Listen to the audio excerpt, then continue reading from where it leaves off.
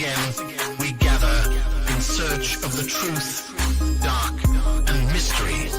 It's the Drunk Turkey Show. Big development today in the investigation into the murders of 4 University of Idaho students. According to state and local officials and court documents, 28-year-old Bryan Christopher Kohberger has been arrested. He was arrested and arraigned this morning in Pennsylvania. We have new details on what Bryan Kohberger was doing right before his arrest. Police says a tactical team burst in to arrest the Idaho murder suspect. He was in pajamas and latest gloves, stuffing trash into Ziploc bags. Hey, greetings from the year 3000. It still sucks. This is Phil J. Fry, and you're listening to the Drunken Turkey Show. Your one stop for this sort of thing. Hit that button, like and subscribe. You know what to do, just like every other podcast. What is up, everybody? Just like every other podcast, hit that like button, hit that subscribe button. You guys know what to do. I'm Daniel. This is the DT Show. Welcome back. We are back in the Bryan Kohberger case. A lot of information that we're going to be talking about tonight. I know it's been a minute since we covered the case. You know, a lot has gone on since then. We've been covering a few other things, but we're back into it tonight. So please hit the like button, hit the subscribe button, ring that notification bell. You guys know what to do. Without further ado, let's bring in our special guest, Elena from Crime Scene Collective. Elena, welcome back to the show. It's been a minute. How have you been? Good. How are you? Thanks for having me again. I'm doing great. It's I'm getting ready for the weekend's coming up, and then or the weekend's here actually. I worked today, so it felt like a work day, but I'm off for the next 8 days from my real job, so I'm bringing it in. How are you doing? Cheers. Happy Thanksgiving. Happy Thanksgiving. I do want to say, guys, I want to have a special announcement real quick. We're going to have a special show on Tuesday with 2 guests that have been a part of some of the biggest shows that the DT Show and the Drunk Turkey Show, back when we were called the Drunk Turkey Show, which we still are. They have been a part of the biggest shows, been the reason why this channel has got to where it's at. They're going to be on the show. We're going to be talking about some of these updates in a bunch of these cases, maybe even some paranormal stuff. You don't want to miss it. It's going to be Tuesday night around 7:30 p.m. Central. You don't want to miss these special guests. It's a once in a while that they are able to show up. So make sure you guys check it out. How have you been? How is Crime Scene Collective? I know you were going with that the last time we spoke. How has it been since the last time we spoke? It's been good. Last time we spoke, I think I mentioned a case that we were working on. Christian Barron, he was missing since November 1st of last year of 2024. Unfortunately, his body was discovered. So yeah, it was discovered in October, just about a month ago. So we finished on that case, and but yes, we're still helping families and doing our best on doing what we can to help these families with whatever needs they may have in the cases that they have in front of them. Yeah, I can imagine. What case are y'all covering now? We can't really discuss everything right now, but Okay. there's just some stuff that comes back. So, once a case, we think it's done, but then some things will come back, and then we will help the family. So that's basically what we're doing right now. We're revisiting some cases that families ask us to help them with some family stuff. Understood. Good stuff. Make sure you guys go and check out Crime Scene Collective. I've linked where you can find them in the description. The TikTok, I believe there's an X. What else? What platforms is Crime Scene Collective on? We're just on TikTok and Facebook right now. Facebook, there it is. Yeah, I put it out there. It's in the description. Make sure you guys go and follow. But Bryan Kohberger has been in and out of the news. A lot of things have been coming up. Here recently, we got word that, well, it started off that one family, and it seems like more families, and we'll get into who all is involved. But there is a statement that was dropped by Shannon Gray. This is the lawyer for the Goncalves family. The statement reads, "We filed this lawsuit to seek accountability and transparency from Washington State University. Our goal is to understand what went wrong to ensure that no other family endures the same tragedy and to honor the memory of those who are lost. We trust the legal process to uncover the truth, and will not be making further public statements while the case is pending, wrote the family in a statement shared by attorney Shannon Gray. And just earlier today, let's pull this up. Anjanette Levy was on her podcast and she broke this information. One thing I forgot to mention with regard to the Idaho case, guys, I saw something floating around before I wrap this up, that the families are going to be the families of Maddie, Kaylee, Ethan, and Xana. And I'm still trying to actually get hard verification on this. Are going to be suing Washington State University because of Bryan Kohberger and the red flags, and wondering if the university didn't do enough. So I reached out to the attorney for the Goncalveses to see if this is true. And I reached out to the attorney who had represented Maddie and Ethan's families in the whole thing about the crime scene photos. He hasn't responded to me, but here's Shannon Gray made it sound like they did file this lawsuit. I checked with the courts in Whitman County. There's no lawsuit, but he gave me this quote. He said it was all four families. We filed this lawsuit to seek accountability and transparency from Washington State University. Our goal is to understand what went wrong, to ensure that no other family endures the same tragedy, and to honor the memory of those who were lost. We trust the legal process to uncover the truth, and we will not be making any further public comments while the case is pending. So basically what we just wrote, outside of the fact that all four families are now getting involved in this, just kind of what are your first thoughts and impression to the initial bombshell drop that one family was going to sue, and then we finding out that all families are suing? Well, I mean, for me, I'm not going to confirm nor deny who's suing, who's not. I think that for this case, it's four families that lost four children. And for us as the public, we need to remember one thing, that murder is not for our entertainment. Yeah. And we need to respect these families and what they are going through. And just because there was a plea deal and sentencing doesn't mean that it's over for them, nor will it ever be over for them. That's true. Also, we all are whoever has been following this case and is, has been part of the process and watching everything and, listening to everything, we're all very aware who's been kind of in the spotlight, who's been giving interviews and who hasn't. So why is it such a surprise as to who is speaking about this topic versus who isn't, and then making these weird assessments that just because a family is not talking about it means that they may or may not be a part of it? When do we remember that, just for example, let's say, Xana's mom has ever made an interview somewhere, right? Yeah. We don't. I mean, honestly, I can't remember hardly ever. Same goes for the rest of the families. So does that mean that they're not part of something? They still lost children too. I just think we need to get that kind of, mentality out of our heads, that just because one family decides to, speak or however they choose to live their lives with what happened to them, so be it. And if another family does it a certain way, so be it. Another family does it, so be it. Who are we to judge? It's all fun and games for all of us out here until it happens to us. It hasn't happened to us. So that's why we're all here making a spectacle of it. Trust me, none of these families wanted to be on this stage. They didn't. But yet here they are, and we're over here just poking at them and judging them. We shouldn't be doing that. Sure, we can have these, shows and all that for information, to give people knowledge, to make them kind of maybe smarter about it. But all this, tearing them apart just because they choose to speak about it, that's part of their grieving process. Who are we to judge? Again, That's No, I agree. And I that. think in the end, they have some footing there.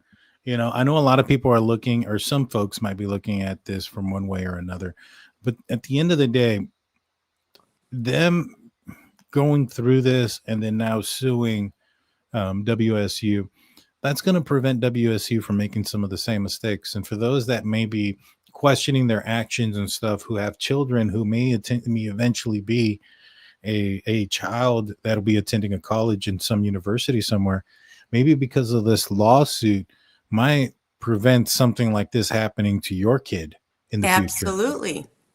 Absolutely. So why would this not want to be something that is, spoken about and brought to everybody's attention? Like, hey, we think that this needs to be, more discovered, and maybe, things need to be, we need to, turn over a leaf, or however it's, I can't think of the word right now. Yeah. Which, yes, I stutter a lot, but I mean, you know what I mean by that? Like, this is what it's for us to find out what are they covering up, or did they cover up something? That's what the premise of a lawsuit usually is. And they want to make a change. They want, this is where we even got, the Amber Alert from a little girl named Amber. That's true. This is how all this happens. This is how we get laws put in place. Unfortunately, sometimes because of a bad tragedy. And this is what it takes for some, for lawmakers to see it and to be like, oh, crap, maybe we do need to pay more attention to this. Right. And I think that the university should be held accountable. It sounds like the fact that Bryan Kohberger pled guilty robbed a lot of people, including the public, of knowing what extent that he may have used resources from WSU to accomplish what he did. I mean, to a certain extent, you look at the red flags that were put out there, the immediate red flags, the questions, the reports, the constant issues with faculty and female students. And I know that WSU has a process, and I think that for those that may defend WSU, they're going to say, well, WSU has a process. It's not like they can get an accusation one day and a firing the next day. And I understand that, but maybe perhaps they should have done a little bit more digging into his background. Now, I get that maybe perhaps he was some sort of decent student at DeSales University, but there was some other red flags in his background growing up that maybe perhaps, something could have been done as far as maybe to keep an eye on the guy a little bit, not stalk him, not, violate his rights or any of those things, but, put some sort of documentation saying, hey, this is a guy who's abused narcotics in the past. He's a guy that has had some issues in school, in high school. He got kicked out of the law enforcement class. Not only that, then he also was forced to resign as a security guard for some reason. When he's put in a position of authority, he ends up finding himself in a tricky position. Right. Those things should have been looked at to a certain extent. Now, I know he was getting, recommended for this program by his teacher, and she thought he was brilliant or whatever because they were on online classes. But, when you have so many complaints at WSU, where there's smoke, there's fire. Right. Now, Well, that's the other thing. Like, another thing that's been brought up is, well, he didn't have these complaints at DeSales. Why is he just having suddenly, it's just, he's, having all these problems at Washington State. Well, DeSales was online. majority For the of most it, yes. part, yeah, primarily. So, I think that has a lot to do with it. Maybe he just didn't have as much of an opportunity or an opening to make a pattern and get his comfort zone established within these, faculty members and staff and students to get this, comfort within himself to start, standing in doorways and stalking them and following them, because he just had these small windows of opportunity and he never saw, enough time to where he felt safe enough to do this to these people. Mm-hmm. That's how I feel. That's my opinion, at least, where then at Washington, it happened, he felt these are great opportunities. Well, I can do this here. Oh, look, another opportunity here, another opportunity there, and it, there's the first time that it was looked at, he has 9 complaints with, one section. He's got 13 complaints in another section. There's several faculty members that had to have escorts out to the parking lot. They had like, in one office, they had a billboard with how many, like a tally with like Bryan Kohberger's offenses, like how he would make them feel uncomfortable. Literally just multiple, like probably I would say over 20, if not more, complaints of him standing in doorways and blocking these women so they can't leave. He would hover over them, behind them, like looking over their backs, but then like being too close and breathing, he would, I wrote a lot of them down. He would, he was invited to like a party or something. And then he, like a week later, he started spreading a rumor that that girl where he was invited to, that she takes a certain medicine for a certain condition. And it was obvious that he went through her medicine cabinet and read her prescription medication, which was in a very private area. Like they used some word in all of these documents called spatially trapping, which I meant to look up and I just didn't have a chance to. Like a lot of it is that he, there was a lot of reports even written to HR. There was women, some of these students would be asked, why did you escalate this to HR? And they would themselves say, because I myself wanted to have a written complaint written somewhere in case he did something worse. Like they knew that themselves. You know how it was really bad? When Chief Gary Jenkins is interviewed. I don't remember if this was on the interview room or if this was when he spoke to like the Idaho news that was local. But he mentions a statement that the only thing he was aware of was what Bryan Kohberger was, like being a creep, being in close proximity, and closing people off and not allowing them to leave. My first thought was, why is that information getting to the chief of police? Like, if I was a supervisor, a sergeant on a patrol unit, that information doesn't even get to the sergeant. That doesn't leave the officer that's taking the report of that. So but do you know when he had that report? Like, what's the timeline of that report? I don't know when he had that, but when they asked him, I'm assuming this is before his arrest, that, what did you hear about these complaints? It may have been Brian Enton who asked him something like, did you hear about these complaints? Were you aware of them? And they're like, the only thing I knew was that he was socially awkward and he blocked some people in or was really close in proximity to some folks. And to me, the first thing that popped into my mind is how does that report get to the chief of police if it's not surrounded by more concern?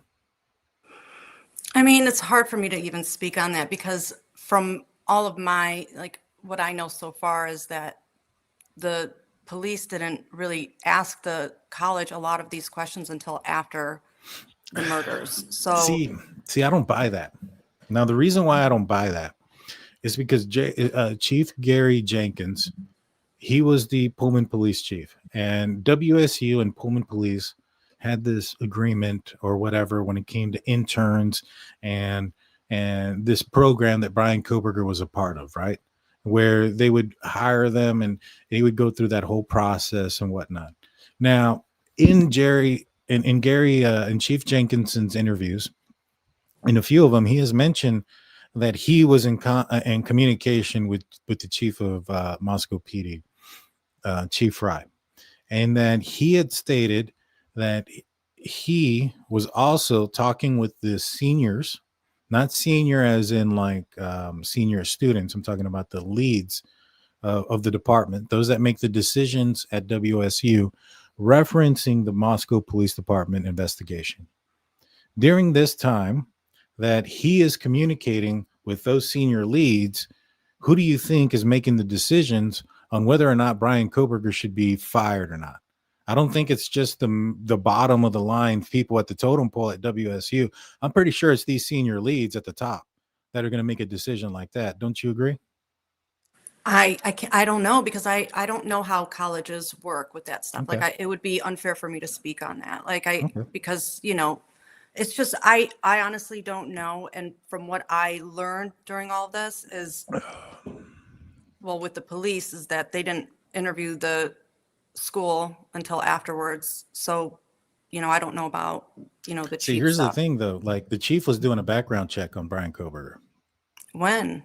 Well, because Bryan Kohberger he was applying to become Well, yeah. an intern police officer. So is that why he was able to find out about these incidences that normally wouldn't get to a chief of police? Well, I mean, it could be that, or, I mean, I don't know. From all this Because like complaints, he did have to take some classes.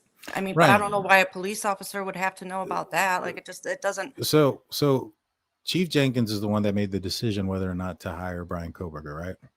He said he didn't hire him because he was socially awkward. I think that's what his words. So Correct? then you just answered your own question. That's what he remembers from him, from that. Well, that that's what he instance when- says. That's what he says. That doesn't mean, because now, where's Chief Jenkins at now? He's the WSU police chief. Go figure that. He went from the Pullman police chief, so now he's the head guy at WSU police. So he was in conversation with the senior leads of WSU to keep them in touch with what's going on in Moscow with their investigation. At the same time, he's the person making the decision on whether Bryan Kohberger becomes an intern police officer. And at the same time, he's talking to the people who are in charge of these senior leads, who are these people who are in charge of the school, because he says that it's not just the dean. There's a group of people who are in charge, like a board. Well, Right. This board, if you're going to fire a TA and take their finances away from them, and this is coming from John Snyder, this is coming from a lot of people, that was a big decision. In fact, John Snyder was against it. He was against it. He said that he was afraid that WSU could fall under some sort of lawsuit by Bryan Kohberger if they fired him so quickly. So we have the same people who are getting information about Moscow, maybe whether it's a small amount or a large amount, that's to be determined. And the same chief who's talking to these same people who are making the decision about Bryan Kohberger's behavior are all the same folks. And so my thing is, like, at a certain point, like, granted, we can look at this and say, all right, they caught him, he pled guilty, blah, blah, blah. But I think that they could have had a lot better of a case had they been more open about the issues that they were having with Bryan Kohberger much earlier. These are the same people that are having these same conversations. If they would have been open about it, maybe perhaps there's a lot more evidence that's not destroyed. Now, granted, I know we can say the outcome is what the outcome is. He pled guilty, whatever the case may be. That doesn't mean that they didn't do something right here. Right. And I just don't buy the fact that Chief Jenkins, who's talking to Chief Fry about the Moscow situation, who's also talking about the people who are in charge of Bryan Kohberger's future, who end up firing him on the day that Moscow gets Bryan Kohberger's name.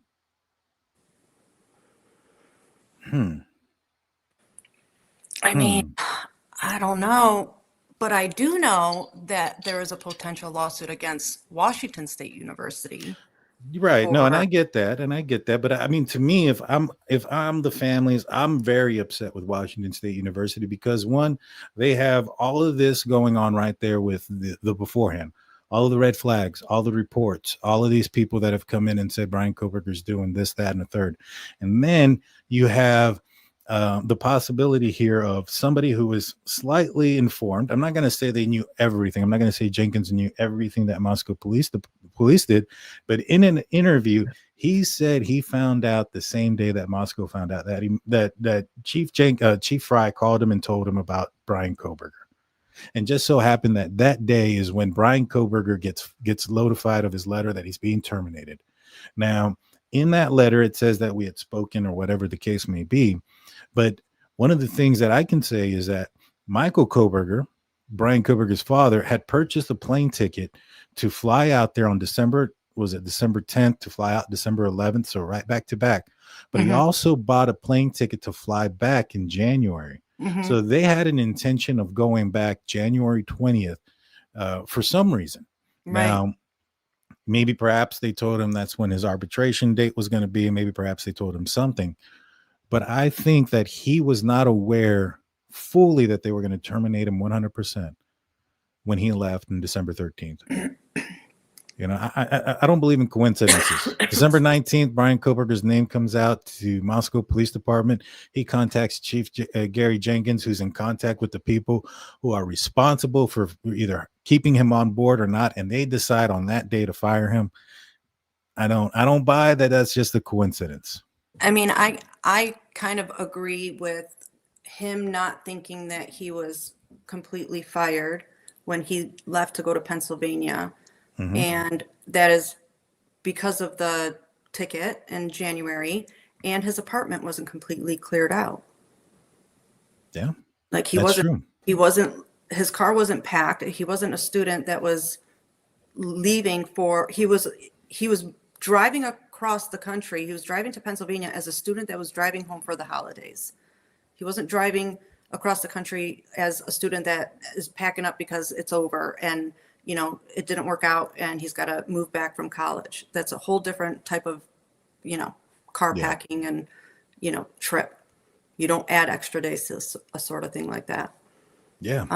And that is why I don't think that he even when he got pulled over by the trooper in Indiana, and they said, "Do you work at Washington State University?" And his dad goes like that, and Bryan goes, yes, I do. So right there again, unless he was purposefully being deceitful, he felt he was still employed by the university.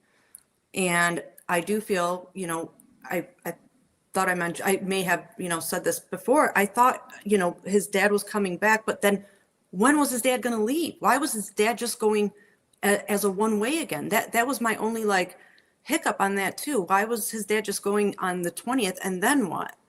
Well, the plane ticket was from Pullman back to Philly. So the plan was for him to drive back to right. Moscow With and then him. fly back That's on the what it was. 20th. Okay, yeah, I'm sorry. Yeah. He was going to fly from Pullman to Spokane and then That's from, what- or not Pullman to Spokane, Pullman to Seattle, and then Seattle back to Philly on the 20th. And so he had every intention of driving Bryan Kohberger back to Pullman, Yeah. you know, After for whatever college. reason. And like I said, I mean, I think that if Bryan Kohberger has the thought that it's already over, that he's already terminated, there's nothing else he can do, I think he's packing up all his stuff. Does he go back because he wants to arbitrate it and fight it and stuff like that? Probably. But, you know, he may even have the understanding at that point that it's a losing battle, this, that, and the third. But yeah, there's just so much there that I mean, if we go through all of these like complaints that what we know just up until this point, it goes against his demeanor and what we know of him so far, that he wouldn't try to fight this. Like he fought Yeah. a grade just because a female, you know, instructor gave him a lower grade than he thought what he should have gotten because it was a female instructor, and he went to a male instructor to argue that grade because it was a female that gave it to him. Like that's how much he hated women. But then it's just so bizarre to me how much he was, you know, such a mama's boy too. Well, there were certain women that I think he was infatuated with. One of them was his mom, which we hear a lot about that. And the other one, I honestly think that he was infatuated with Catherine Ramsland. Maybe not like a sexual manner, maybe perhaps like a mother figure, maybe somebody He that he wanted idolized to get, her. you know, idolized, maybe wanted to get, even wanted to stump her, you know, because that was one of the things that I thought. I was like, look, a lot of people were saying that, oh no, that's not the reason. Because when Howard Bloom came out, that, you know, and he kind of said, like, I think something to the effect that the person who ended up trying the assassination attempt of Ronald Reagan, that person was doing it for the affection of an actress who had no idea that they existed. That maybe perhaps there was something like that he was trying to get the admiration of Catherine Ramsland, even though that's not what she was looking for. I don't necessarily believe that. I think more so this guy liked to be the smartest person in the room. This guy thought he was the smartest person in the room and that he could trick everybody and everything else in between. Kind of like BTK or the Zodiac killer who antagonized the media and the public. That wasn't the reason why they committed their crimes. The reason why they committed their crimes was they were sexually motivated. They were couldn't get off, whatever the case may be. I think with the like the Golden State Killer, he had some problems downstairs apparently that just came out, and there was a lot of that stuff that was going on, and that was the real reason why they committed their crime. But they also got their jollies off on tricking and stumping and thinking that they could outsmart everybody. Yeah. And so for Bryan Kohberger, who's has a mentor, who's a female, who's well renowned, I think that he obviously would have probably gotten off on thinking he could stump her. Yeah. And pull one over on her. And yeah, with the whole thing with his mom too. And we, from what we have found out, with her writings and stuff like that, she had some interest in true crime as well. And I think that was kind of something to do with his, I think he wanted to prove to his mom, I can do this better than anybody else. Yeah. I mean, what do you think? I don't know if we've talked about this before, but like all this information that has come out about the phone calls with mom, the conversations, the text messages, the way he called his mom mother and his father, and how he was grasping for her attention at every corner. Did that surprise you of how weird he is? No, it didn't. I mean, I guess we all kind of knew that he had some, personality traits that were a little bit, different maybe, because of the documents, but we also kind of surmised that there was definitely something different because we just saw, we could make that opinion by his demeanor of when, just how he would walk and I know it's not fair to make that, assumption by how somebody walks or anything like that, but just his movements and how he would look at people. We just by how we are taught in society, like, yeah, that's a person that we would kind of look twice at if we're at the mall or something. We'd be like, oh, wait, grab our kids, maybe not, stand in line next to that guy kind of thing. It's just how we are all, taught throughout, how much crime happens. This is our boogeyman now, Yeah. And so that was just kind of, somebody just said Norman Bates vibe. Like, yeah, it's kind of that whole, like the sketchy eyes, the quick movements, and he just kind of pushed that persona out to all of us to where a lot of this, I was not surprised one bit, the mother, father. I think there was conversations I had personally with a friend of mine that we kind of would talk like that this is probably how he calls his parents. And then when it came out, we were like, there it is, and it's I don't know. It's just, it's all sad. It's terrible. It's, I don't know. I hate that we have to even be here doing this, but I just want to hopefully do whatever we can for this not to happen again. And I don't know how this helps, but maybe stops, helps people be more vigilant in some aspect. I don't know. What do you think could have been done? We talk about the lawsuit. We talk about, all these things that are post, Right.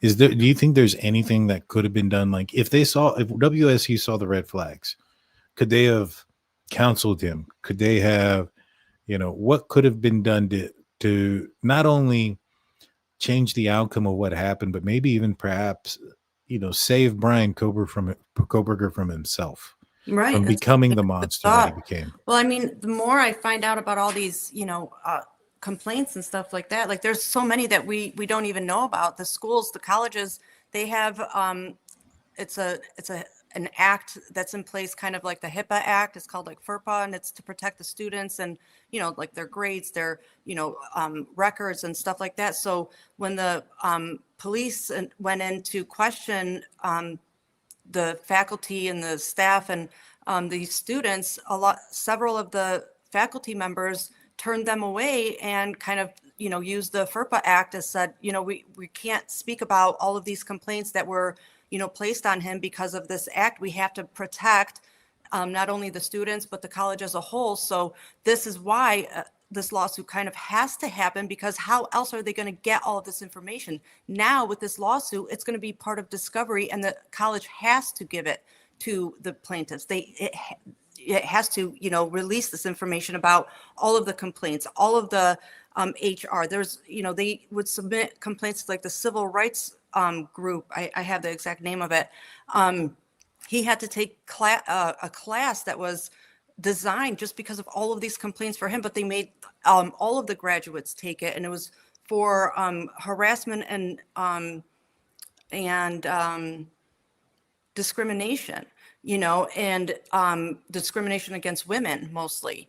And all of this is stuff to help him, right? But then they had to do it as a whole, because then they're discriminating on him, which basically that's the class they kind of want him to take. And they're doing all of these things, and we have to think about the time frame that they're doing all of this within. But yet they didn't remove him. And this is where I think it comes into the duty of care. And this is where I feel that the college kind of, dropped the ball, because, they might, I don't know the logistics of the lawsuit, but if they, maybe the families could even get them for hiring, but definitely for, keeping him hired, and I know there's a word for that. I just don't have it in front of me. Retention, hiring and retention, because, sure, they tried to put him through one class, but let's look at the big picture here. You had faculty, you had members of your staff that had literal tallies in their office for how many times is Bryan going to offend or sexually offend somebody today, and you guys all made fun of it. Like, you thought this was a joke. You knew that he could be a predator. You had people escort you to the car. You guys have, over dozens and dozens of complaints on this person within this small fraction of time. And what? You made a joke out of it? You made a tally board out of it? That's what you decided to do with it? You guys are staff? Yeah. I don't know. Not to mention their and that's what I mean. Again, nobody takes anything serious until it happens to them. No, I agree. And not to mention the response from WSU. They've been very cold-hearted. I think when he pled guilty, they were like, "We're sorry." That was basically their response when Bryan Kohberger pled guilty. WSU did a post, like a tweet that was like 2 sentences long, and it said, "We're sorry, we feel bad." That was the gist of it. And I was like, wow. I mean, you guys may have, you guys were the reason he was in town. Maybe if, you made it a little bit harder to get in, because that's the reason he chose WSU, was because of how easy it was to get in and to become part of part of society. You paid for his living, his expenses. Axeman comes in saying nothing could have been done. BK went to Pullman with the K bar. Someone was going to die no matter what. And he's got a point there. He had it in his mind before he went out there that he was okay. But let me speak on that though, because sure. Okay.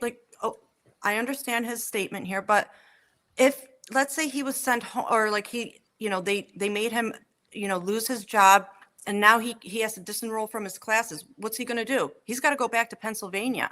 Well, now he's got to live, back in the basement. And going back to my whole, statement on the DeSales, how he didn't really have this many complaints at DeSales and all that, and again, I think it's because of a crime of opportunity. He didn't have an opportunity to stalk these women, these students, faculty at DeSales, because he couldn't establish a pattern of feeling safe enough to do this to those people over there, because he was online most of the time and only attended whatever classes he did. It just wasn't enough time for him. So if he got sent home, now he's back in mother and father's basement. He's going to have to start back up, right? Well, And now he's already got he's got more on his shoulder, because now he's got to deal with, oh shit, or shoot, I'm back home. My parents got to, I got to explain to them why I'm here. It's going to slow things down. And now we have all these other elements to, I mean, that's just kind of, it's a dumb statement. For me, it's dumb because it means that these 4 students would still be alive, and we would not be here talking about it. And so many elements of life and society and just natural everything could have stopped him from the next thing. And maybe he would have gotten something like, oh, you know what? Maybe I'm not the smartest person in the room because they're catching on to me. I'm getting sent home. I'm getting fired. So maybe what I'm thinking in my head, is not exactly how I'm thinking it through, because I'm getting caught and I'm being escorted out of here. Because up until that point, he wasn't getting caught and he was getting away with everything. That's Yeah. the difference. Well, I will say this, that, although at DeSales, there was another college, Hampton University, that he had attended at Hampton College University. And I don't know if there was a lot of negative things. I'd heard some rumblings, but nothing ever came out of it that he was in trouble there. Kind of some of the same things, kind of being, close to people, blocking people in, spatially trapping people. And so I don't know the extent of it, if that was 100% true, or if those stories were getting mixed up with WSU. But it definitely did sound like his behavior at school changed as well, because although most of his DeSales University was at or online, not all of it, including the parts where he was with Catherine Ramsland, who has worked with serial killers, who's worked with BTK, somebody you would have expected to pick up some of these red flags, and she was unable to. I do think that there's something to Bryan Kohberger being away from his family that allowed him in his mind the opportunity to commit this crime, which is why he did it. Now, it doesn't mean that he wouldn't have committed a crime in the future. I think that if this guy would have been successful in college, let's just say he chose not to go to become a master and chose or a PhD, and he can just keep his master's degree in criminal justice and pursue law enforcement in Pennsylvania and stay with his parents, he probably would have gone a little bit further along the line without committing a serious crime because he was with his parents. Mm-hmm. But the moment that this dude would have been on his own, it would have been real. Yeah. You know what I'm saying? And I think if he was a cop in Pennsylvania, he would just be like one of those cops that, is terrible to women, pulls women over just to, get what he needs off of them, stuff like that. Like I think he had a plan no matter what. And the whole, if he was let go, I do think it would have changed the course of history. I really do. He would have been given that, told in some manner he's not getting away with everything, and he's going to have to start over and figure out, okay, so maybe I'm not going to be able to do all of the stuff that I'm thinking that I can do. And as far as the whole Catherine Ramsland thing and how she couldn't pick up any signs or anything, because he was playing her. Like he was literally changing his personality and how he's going to hold himself in front of her just so she can never pick up any trace from him. I guarantee he was probably doing that on purpose, just in front of her. Because when she speaks of him, she says he was just, I never saw any of this.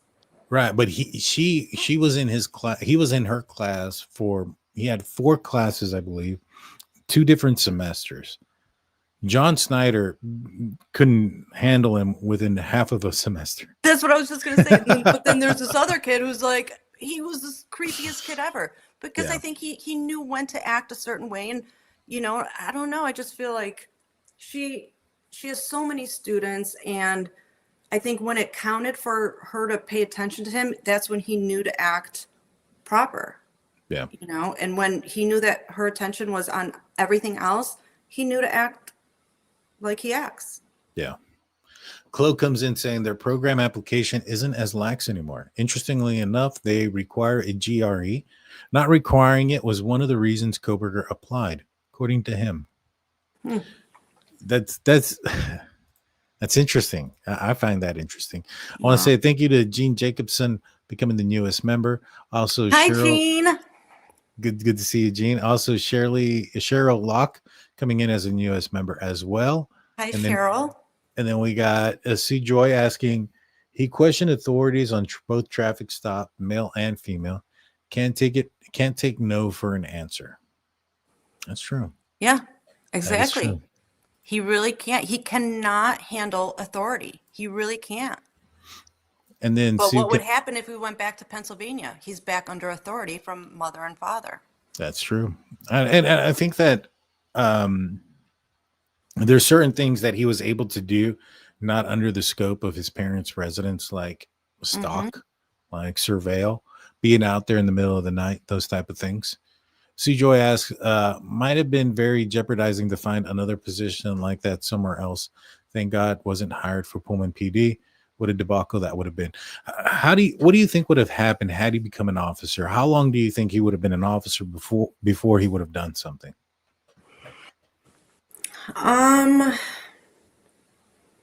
I don't know if the timeline really would have changed much, maybe by a few weeks, maybe 3-4 weeks. Mm-hmm. I really don't think it would have changed that much. Like, when I read through all the stuff that the faculty and the students are saying, like they even mention how he came in like a week or so before with bloody knuckles, before the crime. And I try to think if that's around the timeline of when the dog was poisoned over there. Oh wait, was it Buddy. poisoned and killed? Oh no, I'm thinking about something else. It was skinned. Yeah. Sorry, I was thinking about. So, like, is that around that same time that he came in with bloody knuckles? Yeah. Like all these, but then again, is it relevant that he came in with bloody knuckles? Like, how is that relevant to the lawsuit? I'm not sure, but could it show that he has, violence somewhere? Yeah. Stalking, the word stalking is used several times in these complaints. I think that's important as well, but I'm not a lawyer. I have no legal experience or any knowledge on that, but I think that's very, he has written HR complaints about mansplaining, the actual word mansplaining, which I think is very interesting. One faculty member spoke to him 5 times about his behavior. That's one specific person. 5 times. I think 2 times. Like, if you already had to speak to this person a second time and now you're going a third time, like this, to me, I'd be like, all right, we're done. Yeah. I don't even have to count to 3 for my own children, but now this guy, we talked to him 5 times, He was just given too much. I don't know. Like, when does it end? Like, I'm reading through all this stuff and it's like, and then he did this, and then he did that, and then we had this report, and then that report, and then it went to this, it escalated here, escalated there, like this, that. When does it end? Oh, I know, when he killed 4 people. Like, what? It wasn't going to end there either. The guy, one of the things that he was doing was he was looking at K-bar knives for replacements. Why did that stop when the bolo for his car comes out? He freaks out. He buys that wind diffuser for the hood of the truck of the car. Yeah. He flies cross country. If he's concerned that they're onto him and he's looking for a replacement, that is at the time that you would have expected him to find the replacement.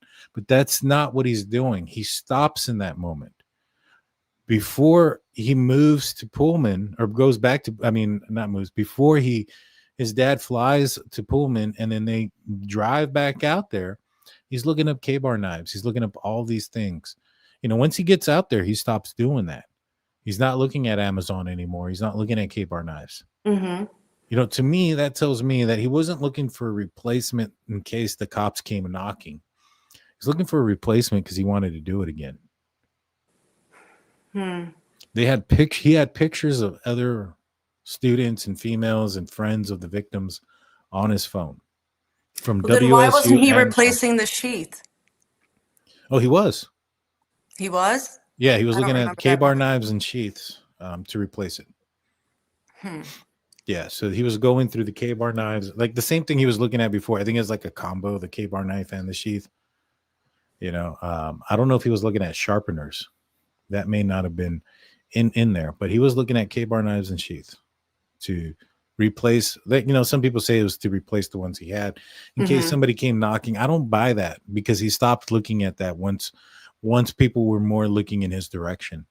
I would assume that if people are looking more in your direction, that's when you start to make some actions. That's when you start moving, which is what he did. He put the wind divisor on the hood of his car that it would look different. And he does that significantly after the murders. Because it's not on there when he's taking a photo of the front license plate. But that also tells me, like, with this whole arrogancy of his, that it really never existed. Yeah. That, he can puff his chest out all he wants. He can block doorways. He can stalk these women. But, he really was scared, and he knew he got caught, and he was never the smartest person in the room. He never knew how to do any of this. And look, we're sitting over here and he's sitting over there. So Yeah. sorry, buddy. A lot of people are saying no police department in the world would be hiring Kohberger because of his employment history, criminal record, and drug history. That's not entirely true. In fact, there's a department, I think it was like in South Texas, who got in trouble because they were hiring a bunch of cops who gotten fired for just behavior reasons and things of that nature. They were not deemed, in other departments to be fit for police department, and they ended up getting all hired in this one department. The chief ended up also being a guy that had gotten fired, and I think that's why he was hiring these fired police officers. But the other thing is too, like his background and his drug use. Okay, I mean, you might have something there. However, it's not a deal breaker if he's able to say that he's not doing it anymore and pass a lie detector test. So I know a few officers who had a problem with not necessarily drugs in the past, but they had experimented with drugs either during college or whatever the case may be. They never inhaled. They never inhaled, but they were honest about it. They passed the lie detector test and they got hired. Now, the other thing that Bryan Kohberger had going for him is when you have somebody who's backing you up, like Professor Bolger or Dr. Ramsland, who are saying that this is a guy that we recommend. I mean, those are renowned professors in criminology. Right. I would find it less likely than not. I was more surprised that, for instance, that Bryan Kohberger didn't get the intern police department job because of that. Now, my thing is, I strongly feel that this awkward stuff that he's saying is complete bullcrap. Because if he goes out there and says, "Oh no, we didn't hire him because of all these red flags," well, guess what's going to happen? This lawsuit, right? So he can't go out there and say, "Oh, we didn't hire him because we saw so many red flags. We had all these people that were complaining about him." No. It's because he's socially awkward. He's socially awkward. Forget the fact that he studied under world-renowned professor in criminology, Catherine Ramsland, that he was successful in DeSales University, and that he was recommended to the PhD program by a professor who's only recommended 2 people and thought he was brilliant. Oh, let's just look past that and say he's socially awkward. Come on, don't give me that crap. That's not why they hired him. That's not why they didn't hire him. Right. They knew about the issues. Right. You know what I'm saying? Yeah. I mean, yeah, obviously and plus one of his background, or one of his, when he was a security guard, is when he got physically violent. Well, something happened. I'm not sure. Is that what happened? That he got physically violent? I spoke to a coworker of his that was there when it happened. What happened? I'm not familiar with that situation. I've heard a bunch of different stories, but I'm not sure. Mean, it's been like, and that's the other thing. I mean, it's been 3 years. Like we just went by the 3-year anniversary, and it's somber. It's just sad, like I cannot believe it's been 3 years, and now next week is Thanksgiving. I can't even imagine. The families all everyone's flying home, getting together, and I can't. This is probably going to be the first time, for a lot of families that's going to hit. The holidays are going to hit. I know they've had holidays in the past and stuff, but every time that they had a holiday, there was something that they were, trial that was coming up, hearing, something like maybe they were fighting for, and something maybe to get some answers of some. But now it's just left of, they never got to find anything out, Yeah. I agree. Okay, but what was that last question? Because it was something with to me, I just think, I think I was just saying, I think that there is a good possibility that Bryan Kohberger could have been hired somewhere. You asked what happened with the security. With the security guard. Yeah, what happened? Because I had heard it's been about 3 years, so I don't remember exactly. Excuse me, but I can tell you how I remember it. Because we spoke when I had the other group. I spoke to a coworker of his, and then she asked if she could make a post. So we allowed her to make a post. Like I wrote it for her and we put it up so people wouldn't come, bother her. Yeah. So anyway, she said that there was like an incident in the parking lot with another vehicle that was like hit or something. And they asked him about it and they already knew that he did it. And because they saw it on camera and he denied it, but they were looking for accountability. They just wanted his, honest answer, and they just kept asking him. They're like, all right, Bryan, can you tell us what happened with this car or something? And he just kept denying it. And they were like, all right, well, actually we have the video of it because, there's CCTV out there. And so they pulled it up and they showed it to him. And I guess when they showed it to him, he like lost it and just started running through like whatever the inside place was where they were securing or whatever, and just started punching things and yelling and cursing everybody out. And just like this girl said she just saw a side of him that she didn't know existed, and it scared everybody. Wow. I'm not surprised. I'm not surprised. And because again, he got called out, like somebody, he was trying to get away with something and he wasn't going to get, in trouble for something because he thought he was perfectly doing this, whatever it was. And it was so minor. But they were like, oh, by the way, we have a camera, and he didn't know about that. So that's bad. Yeah. I mean, with that incident. And just one other thing, like, and for me, it shows even back then, and we already know, like he would break into his, friends' houses back when he was, so he was always trying to get away with stuff until he got caught. And when he got caught, that's when he started to do these like weird things to, vindicate himself in some manner, And so again, with this, with the security guard thing, like he just started running around and punching stuff and blaming them. Like, how could you set me up like this? How could you, you guys knew that you had a camera on this, but you kept asking me, almost like turning the tables on them, making them feel bad for putting him on the spot like that. And it's like, what are you doing, bro? Like, stop. Yeah, no accountability. That's for sure. Right. Blaming others for the actions of himself. Sounds about right. Right. Now, kind of transitioning, you had sent me a transcript from Bethany's interview, Bethany Funke, and I went and I listened to the entire interview. Super, super sad. I was looking at the comment section and people were like, why didn't you ask how long? Why didn't you call for 8 hours? You should have pressured her. You should have been this, should have been that.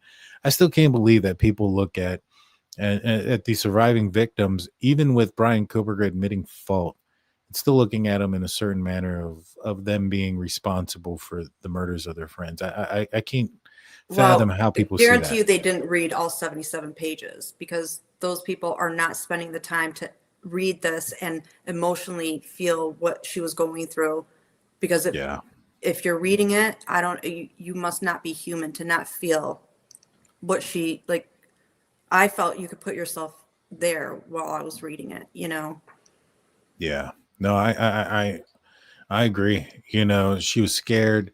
She was traumatized. She didn't know exactly during that time. She was scared during the time of the incident, traumatized more so afterwards. She described some of the things that she had heard. She talked about some of the things that Dylan had told her. One of the things, and you brought it up before the show, that I had seen like law enforcement asking Dylan about, which was a big nose. And she wasn't, she was saying she didn't remember it, but she did tell Bethany at one point that she saw somebody with a big nose. Mm-hmm. And obviously Bryan Kohberger seems to be a person that fits that description. Got the nose. He's got the nose along with the bushy eyebrows. But what all did you take from that interview as well? Well, my takeaway from that part was, for us from the beginning, we kind of always knew that it was described with, there was this perpetrator with bushy eyebrows, right? We've always known about the bushy eyebrows. And for me, when I was reading this was the first time that I've ever heard of anything about a big nose, and then I'm kind of like that when Bethany is asked, like, what did Dylan say? She said, well, she described this person with a big nose. And I'm like, what? Big nose? Like that, to me, that's huge here, you know, Yeah. and no mention of these bushy eyebrows. And I mean, again, but this is Bethany's interview, not Dylan's. So, you know, when when Dylan's interviewed, maybe that, you know, by the time she's in front of the officers, more memory is, you know, recalling to her, and she's realizing, well, it's actually the nose is minor. It's the eyebrows that really stuck out for me, you know? So, Yeah. but again, I don't know the nose, but why wasn't the nose even mentioned? Because it's like you said, it's a significant trait, you know, of his. And we were looking for a suspect in the beginning, and all we knew was bushy eyebrows. But why not add and perhaps a big nose? Because now, if all these people, especially when seeing all these complaints with WSU, and they knew that Bryan Kohberger was doing a lot of this stuff, well, put in the bushy eyebrows and then big nose. I mean, I don't know if anybody would have put two and two together, but maybe there would have been that one person. Yeah. I mean, the fact that they had the white Elantra, and even though it was just slightly off on the year and not reporting that to Pullman Police or to Moscow Police Department, I found that to be, I'm like, come on, guys. And the white Elantra is in these complaints too. Exactly. Matt comes in saying the unknown male DNA is also infuriating. Now, the problem with the unknown male DNA, now I'm assuming that you're meaning the unknown male DNA on the handrail going up from the first floor to the second floor, that there was DNA from an unknown male. Now, the reason why that unknown DNA isn't prioritized, or you know, you're looking at that as a possibility of further examination, is because the likelihood of that DNA belonging to somebody who is not related to the case. So, for one, you have surviving witnesses, none of which said that the perpetrator went down to the first floor. All of them have indicated everything that they heard and saw was on the second and third floor. And there is no evidence, there's no blood evidence or anything that show that the perpetrator went down to the first floor at any point. Right. You know, there's blood evidence on the door frame, there's blood evidence on the beer pong table, there's blood evidence in the hallways leading the path going back and forth and which way the killer took, but nothing goes down to the first floor. We also know that there was a party the day before and there was a lot of people in that house. Right. And so we also know, based on how the house looked, that between the time that there was a party and the murders happened, there was not a deep clean. Right? Would you agree to that? That there was, that it looked messy? And so there's probably hundreds of people DNA inside of that house, including the first floor, you know, handrail in which the killer didn't go into. So now you have, what are you presented with? You're presented with a lot of possible DNA all over the place, which is probably one of the reasons why Bryan Kohberger chose that house, because of the amount of people that were going in and out. Now, what do you do as law enforcement with limited resources and you're trying to find the killer as fast as possible? Are you going to look at the DNA on a handrail that's unknown, that possibly could have belonged to anybody, and you have no idea, or there's no evidence that says that the killer actually went down that way? Or are you going to look at the piece of evidence that was brought in by the killer, that wasn't there the night before when all these people were there at that house, that wasn't contaminated by hundreds of people's DNAs, and that the only other DNA that you're probably going to find on that piece of on that knife sheath is the victim's DNA that were in that bed? Exactly. So what's more important to you? Right. Exactly. Like to me, exactly like you explained it, the DNA on the handrail going downstairs would be last on my list, knowing that we've got DNA upstairs right next to the bodies. And then Matt goes, the DNA on the sheath wasn't a significant amount. That's not true. In fact, I believe it was the geneticists that were going to come out and talk about the DNA on the knife sheath. Their testimony was going to be that there was so much DNA on that knife sheath that it was unlikely that it was through transfer, and more likely through direct touch, because of the amount of DNA. That, in fact, had it been less DNA, it would have, had there been less DNA, one would have been able to have said, all right, maybe perhaps it was through a transfer. but because of the amount of DNA that was found on the knife sheath, it was also able to give a comparison to Bryan Kohberger's a match of 1 in 8 octillion. That doesn't mean it's a small amount. When you have a 1 in 8 octillion, there's like more people that have ever lived on the planet Earth at any time. That's more people that have ever lived on the Earth. You have to go to a different universe to find a match. Yeah. Right. Like, So, no. Right. No, the DNA that was on the knife sheath was a significant amount. And I get, why some folks might say that it was a small amount. I fell under that guise. We had Howard Bloom on. Howard Bloom had an Airmail article. He talked about how the DNA was so small that they had to send the knife sheath to a lab in Houston, and that Houston had to find it. Howard Bloom wasn't accurate. What they didn't find was a match on CODIS. And so they had to send the knife sheath, or not even that. They had to send the SNP profile down to the to Othram, and so they can do a genetic tree. It had nothing to do with the amount of DNA. Exactly. They just had to do more research on it. And then they got the number that they got. Like octillion is I think what like this mat and all that, they're more focused on the size of it, like the measurable size of it versus what they can pull out of what technology gives us now. They could pull so much out of the smallest amount, and I think that's what's being lost on some of these people. Yeah. And I mean, again, like, and then some people would say, because I remember this argument used to be that there was this one guy who got arrested because his DNA was found under the DNA of under the fingernails of a victim. But the difference was that guy was seen by medical personnel, and that medical personnel then went and took care of the deceased, and that's how they was able to transfer the DNA. That doesn't exist with Bryan Kohberger. Bryan Kohberger was by himself, reportedly by himself, right? And alone, wearing gloves.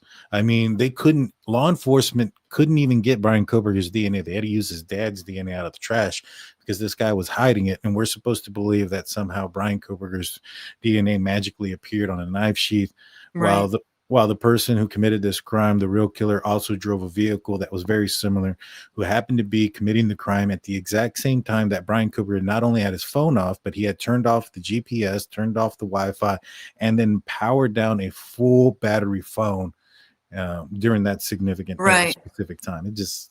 And another thing with Bethany's interview, several times throughout the interview, 77 pages. So let's say on like page, I'm just going to guess here. So let's say on page 5, and then on page 45, she mentions how, because they would ask her what she was doing that night, or, this and that. She mentioned several times how it was foggy that night and they couldn't see anything. But guess who was stargazing? Yeah, no, I agree. And this is way before an alibi was even mentioned. So, and she's mentioning it several times here, how it was foggy that night. They couldn't see anything, because they were talking about driving, or I don't even know what the reason is that she mentioned it. But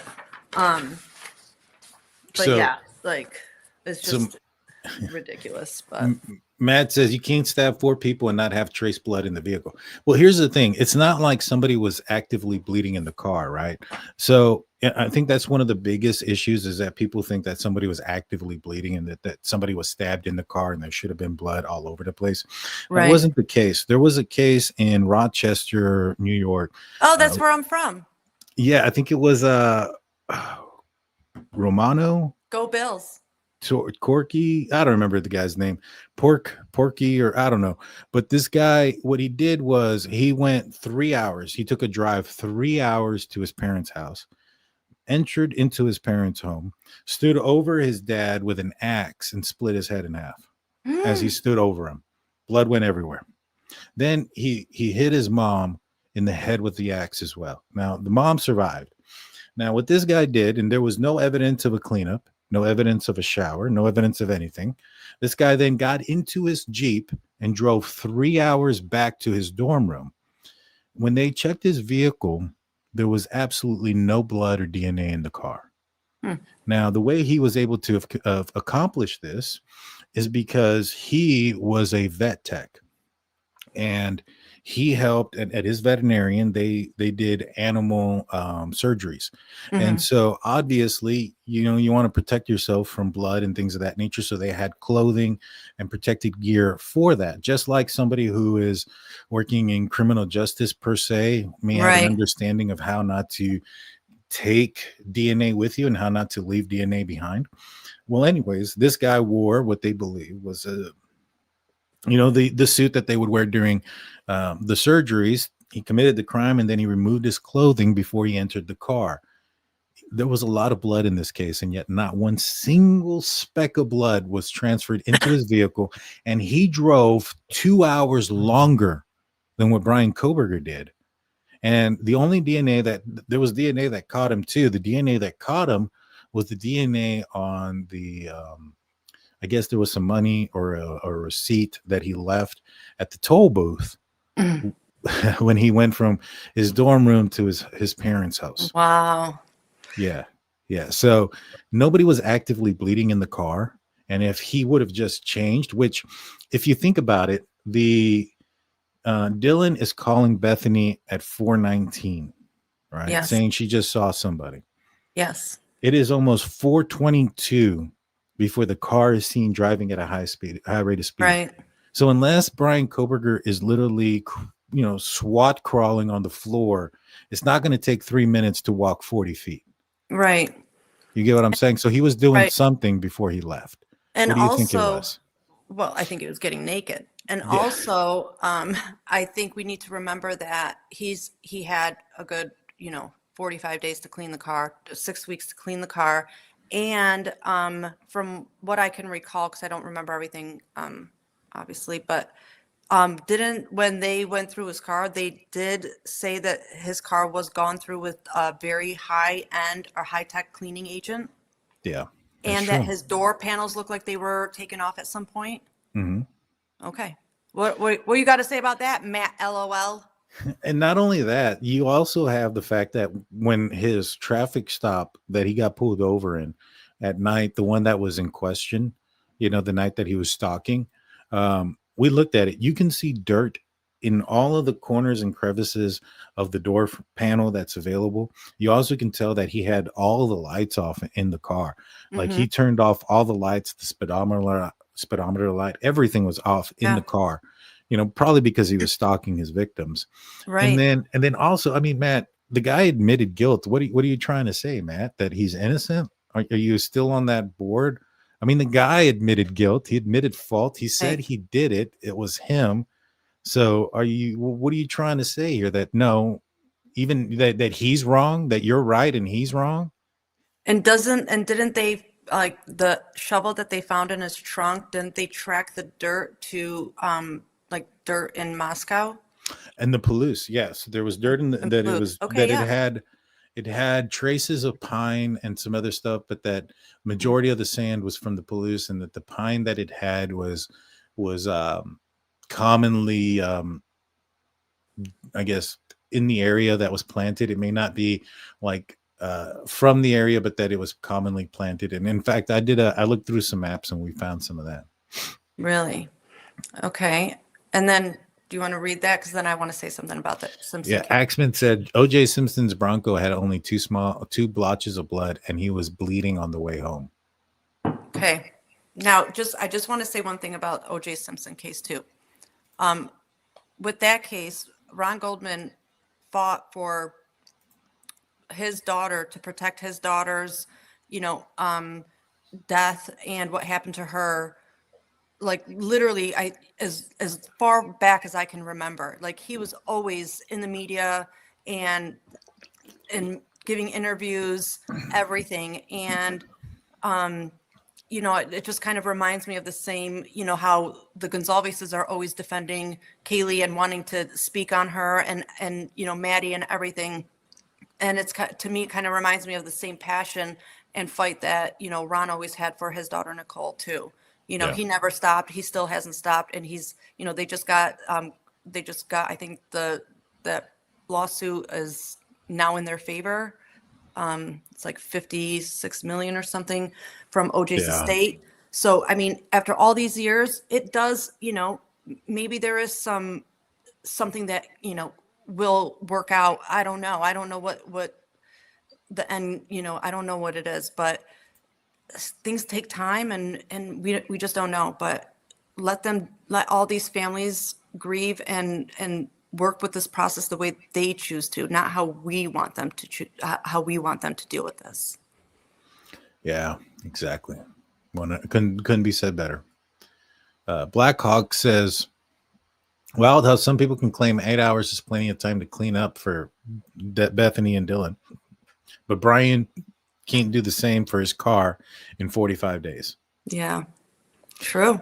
Yeah, that was one of the things I was always pointing out. I was like, man, the hypocrisy of some of these folks. They're like, Oh, I know. Dylan and Bethany can clean a these house. Students who literally have admitted to being wasted, drunk, partying the entire day, throughout the night, passed out, but then they got up and put their heads together, who have no training, never maybe took 1 or 2 classes as an elective for something related to criminal justice or something, but yet they all got together and cleaned up all this crime scene to where none of their DNA even is remotely close to any of the victims. But here, Bryan Kohberger, we only found that, on the sheath and that's it.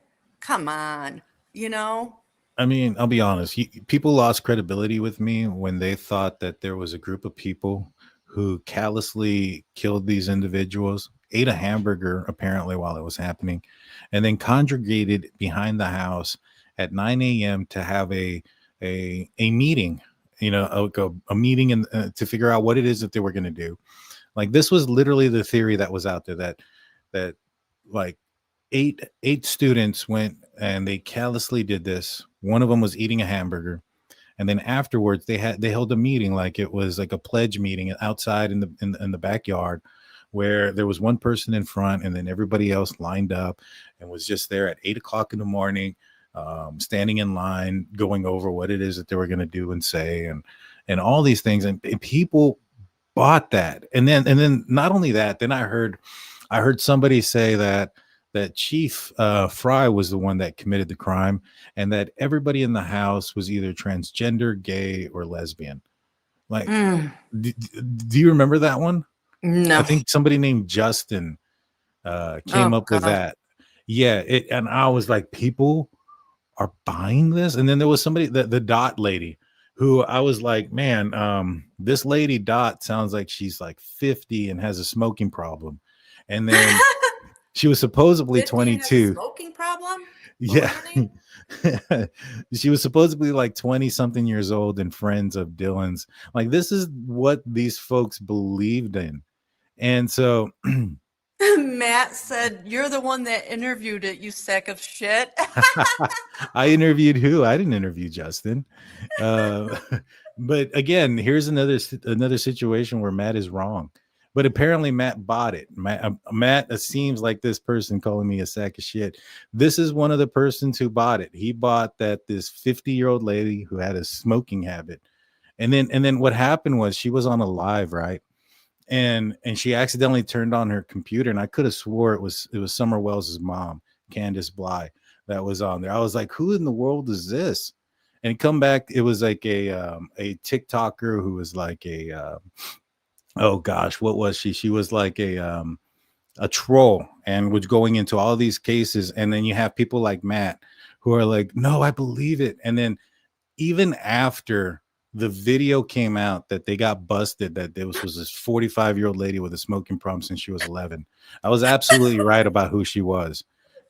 Even after that comes out, right? People are like, you know what? It still makes sense. I still believe it. I'm like, are you freaking stupid? Like, it's so funny. Somebody just mentioned the tunnels too. Oh my God. Dot tunnels. Oh man, I remember the tunnels. Oh dude, do you remember the one where apparently what was his name? Had the same initials, Kopaka. Apparently he jumped out of a plane, parachuted. No, close said it was Steve. Oh yeah, somebody said Steve committed the crime, but somebody was saying that Brent Kopaka jumped out of a plane, parachuted onto the 3rd floor, and that's how they made entry into the house. Chloe just said in the chat that it was Steve that parachuted. Oh, geez. I wouldn't be surprised what people were saying. It is so bad. And then even after they got busted, you had people like Matt coming in and saying, oh, I believe it. It makes more sense than the guy that has all these problems, has had all these issues at WSU, has had all these issues in his past. That's just it. Like all of this stuff is going on, and it's like, what's the alternative here? Like, And if even you guys don't think he did it, then who? well, even at that, the guys admitted guilt, and yet they're still like, oh, God, you know, there's something just not sitting right about it that makes sense over here.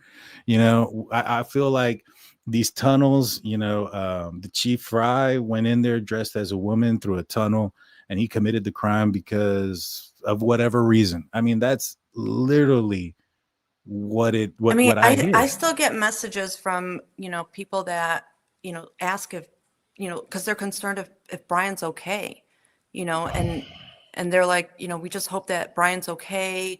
One of them mentioned that they have some connection with Bryan, and they said some things that kind of made me feel that they might know a little bit more. And then they said that his mom isn't doing well. Like she's sick, like not just like lovesick, like misses him, but she's like sick, like maybe with an illness like cancer or something. I don't know what it is. So I'm not saying it is cancer because we don't want anybody lying about cancer because that's really bad. Right. But like, you know what I mean? But, and then if like that's true, could that be again another reason for the plea, all that? But it's like, why do we care? Why do we care if he pled because his mom might be sick? Like, dude, we don't care. Like, we wanted you to tell us what happened and all of this. Like, you think like everybody is like giving you mercy or something because you pled? No. Like, you didn't do anything good. You didn't give everybody mercy. You did nothing. Yeah. No, he didn't. And I mean, like I said, I think the only reason he took the plea, you know, if I'm being honest, I think it's because, you know, he probably was aware of some of the things that were going to come out about him, about some of the things he watched and you know, his addictions and to adult films and his weird incestual behavior with his mom. I think that's what the Cellbrite folks said, that it was almost incestual, you know, and I think it was more to save himself than anybody else, because that's all he's ever cared about is himself. You know, Dr. Vona, I've had her on the channel a few times, and she's super suspicious about him caring about his parents more than anybody else, because at the end of the day, even Bryan Kohberger himself said that he thought of his family as a sack of meat. What? I don't think so. I mean, I think maybe his sisters, I think he had a disdain for them, but his dad. Well, his dad, definitely. He said, I treat my dad like I'm an asshole, and but he's a his sack mom, of meat. I think he had some like weird, but I don't know. I mean, I don't want to upset you when I say this, but usually boys are obsessed with their mothers. Like, you know, I don't know what it is, but it's just some weird connection, you know, and some, you know, take it a little bit differently. And I think with him being on the spectrum, and then her, perhaps if it's all true, like with the true crime thing. And I think that's where his passion for that maybe started. And maybe that's where he was like, that's going to be my goal. I'm going to not only do this, but I'm going to do it the best ever. And then mother's finally going to notice me. Yeah. I don't know. It could be. You know, his family and everybody else is noticing him. Definitely now. They all are aware of who he is and the piece of crap he is. You know, and he's going to have to, you know, I'm surprised he's made it as far as he has in prison. And I know that there's certain things that are going to keep him safe. What do you mean as far as he has? How has he made it far? Because, you know, he's narked on some other inmates and things of that nature. I'm surprised that hasn't come back to bite him in the ass. Like, you know, when I guess there was, he even put it by name. I don't remember the guy's name, but like Joker and Cell Block, whatever, said he's going to do some things to my butt. You know, I think that's what he said. And he gave him the name and all those things. And I'm surprised that, you know, somebody hasn't taken care of him, to be honest with you. I think it's just too soon. It could be. I mean, Yeah. even, one of my biggest things is that I thought that somebody was going to try to hurt him to make a name for themselves. But then he starts going into prison and starts, telling on all these violent offenders who really don't have anything to lose. It's not like they're getting out anytime soon. Right. And you know what I mean? And he was moved to a different cell block. That's true. Yeah. But I can't see that anything changes wherever he goes. I thought he was going to go in and try to be like their legal, ear. He can't be their legal counsel, obviously, but he could kind of be like, hey, look, this is all the experience I have. This is all my knowledge. Yeah, I can sit in the library with you and kind of educate you on your case and what you can do and where you can go with it. And I thought that's how he kind of would work his way with the ranks over there and get to be likable. But he's not likable. He's not personable, and I think he would probably undermine somebody to the point where they're going to be like, "You think I'm less than you?" Because I think he does. You think you know more about my case than I do? Yeah, I think he can probably get into.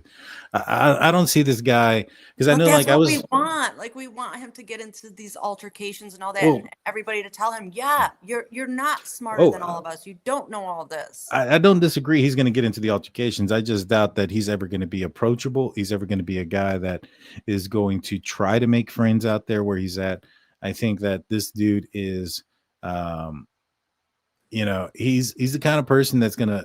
Even if he tries to make a friend, he's gonna offend somebody by coming off trying to be smarter than them. And because I was listening to some of these folks who were like ex-cons, right? These ex-cons that have these like YouTube channels and stuff. And one of them was saying something to the effect that he believed that like Aryan Brotherhood or some of these prison gangs are going to try to recruit him because he's a wild card. He's a guy that doesn't care. He's going to kill for fun. It's, some of these people that are in prison for murder is because they got offended or somebody stole from them or, it was a drug deal gone bad and then somebody lost their life. Bryan Kohberger's in there because he did it because he wanted to. Right. It's a different animal. A lot of people aren't going to trust him as a cellmate because, he may want to any night. I mean, who's to say that night isn't the night that he looks at his cellmate and say, I want to do it again. Oh my God. I was just going to say that. Like, we all think he wanted to be a serial killer. Like you were saying with the whole, the knife, and he wanted to continue to do it. Like he wanted to make, he wanted to make a name out of himself with this. And maybe he was going to go and try to kill, another set of girls again after that and continue to kind of be known as this serial killer that everybody was going to try to hunt down, and he was going to be the one that they can never get because he's smarter than everybody. So yeah, who knows that he's not going to stop this whole passion thing even in jail? We don't know. And right now, what's he got to lose? So they're going to tack on another life sentence? All right, I'll still be here, guys. That's true. I mean, the only thing you can do is maybe at that point, put him up for death row. But I'm not necessarily certain if it didn't work to get in death row from killing. I was just going to say, I think he knows that he can beat that death row card. Like, yeah, I don't think he'll get it with taking the life of another inmate. I don't think the justice system's going to look at that as a serious offense to say, all right, we're going to take his life. They'll probably, and he's probably trying to plan something right now. He's probably going to try to make it, like some killing the person died in their sleep, but it was still like a very, suspect killing, and he's going to try to get away with it in that way to like carry on this like legacy of I still can't get caught, you guys, Yeah. It's crazy stuff. Do you think he's going to tell a story in some form or fashion? Well, I mean, with the restitution, I can't remember all the details, but he's still able. Like, I mean, I know they got him for like $300,000, like in the fees and everything. Like, there's a lot of money that he still owes the families, and but there are ways around it. Like they talked about, like he can go through maybe a lawyer, or to move the money around. I think in the Xana Levy YouTube today, she talked about how this is kind of how they did it with the Making the Murderer with Stephen Avery. Because when he was in jail, he wasn't allowed to make money off of the crime, but they worked around that by having his lawyer take the check for, not so much Netflix, but other engagements. So what's to say that this isn't going to be the same thing with this, and that's how he's going to tell a story? Like, he's not going to receive the money through his family or his sisters or his lawyers, Outside of the money aspect, I mean, just to get the story straight, do you think or at least his side of the story, it doesn't have to be the truth, because it probably won't, whatever he puts out there probably won't be 100% factual. But I mean, I don't know if he's ever going to talk, but I think he will answer some questions.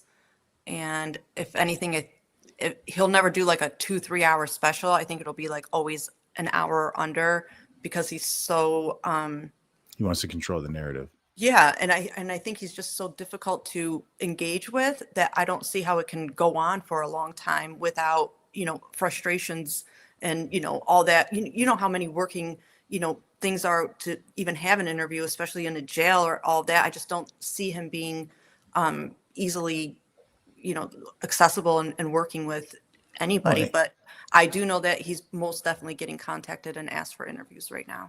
I mean, we got a Lifetime movie coming out, which I'll be honest, at first I'm like, the family was upset about it. And I was like, there's nothing we can do about that. There's nothing, Lifetime's going to make their movie. But then like the actors have done some pretty weird stuff. Like they've been posting on social media here recently. The person that is portraying Kaylee came out on social media on TikTok with blood all over her. I'm assuming this is like read the room. Yeah, exactly. That's like super disrespectful. I understand you're excited about the position or the acting job that you got and things of that nature. It's probably going to propel your career, but be respectful.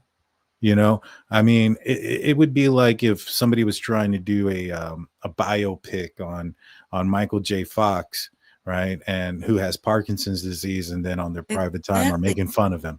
That's not cool. Chances are that person would be canceled, right? Exactly. And they probably wouldn't get more roles. And I don't know who this actress is, so I don't know how established she is.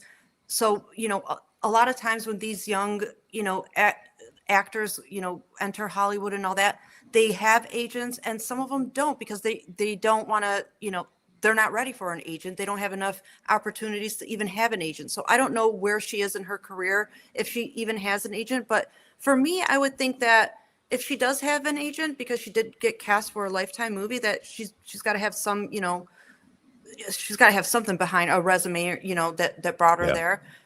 Why, she had to have educated herself on who she's playing, because it's based on a true story. It's not like she's just given a character named, Joe Schmo, and you're going to be pretending you're a schmo, Yeah. She's portraying a real person here. So it would, if she took drama class in college or high school, they should be taught, which I know they're taught this stuff. When you're given a role, research that role. Like, think of Heath Ledger and all that. They research that role and all that. Heath Ledger started as a drama kid and started at Lifetime movies too. So, they all have to do this at some point too. Research who you have to be.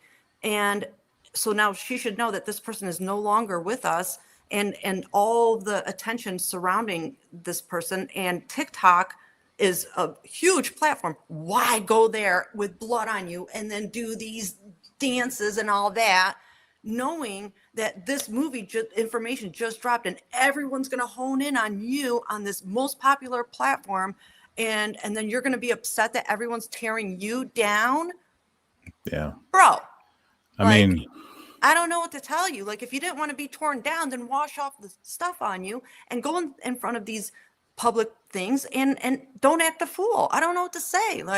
Who's leading you? Who's your guide? Maybe talk to your agent, because your agent just misled you. And I don't know if you're going to get better roles after this, because I'd be pissed. I would too. I mean, you got the families of the victims that are calling it out, and it's disrespectful. It comes off as childish, and you're right. Understand what the gravity of the situation is, and I saw it. I was like, wow, that's just poor taste. It's just horrible. And, I feel for the families who have to see that, somebody that's portraying, their daughter or their sister, and then now I have to see this person in the same similar clothing that they wore.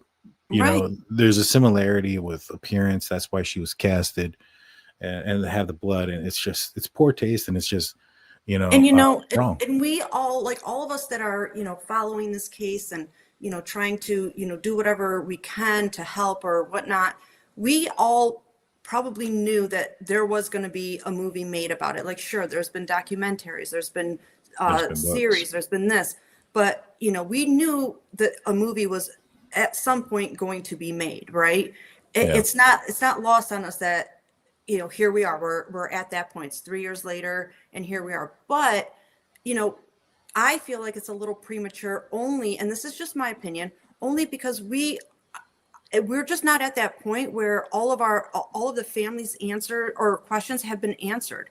Pretty much nobody's questions have been answered. And I just feel like everyone's standing at the end of their driveways, like holding their dicks in their hands, basically. Like, we don't even know where, like, what the reason was. We don't even know where the knife is. We don't even know, like, and now there's going to be a whole movie made about what? Like, this is people's lives that they don't even know what's happened really here. And already there's going to be all this like Hollywood stuff made about it.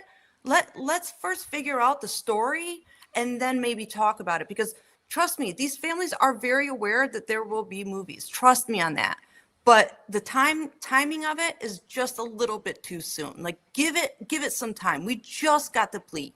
Like, let them have one holiday, one, without having to deal with this shit. Just one. Yeah, Nobody I agree. could give anybody that respect. And that's just gross. And the other thing too is when you have family members who are so against it, that means that they're not a part of it. And when they're not a part of it, there's going to be a lot of inaccuracies.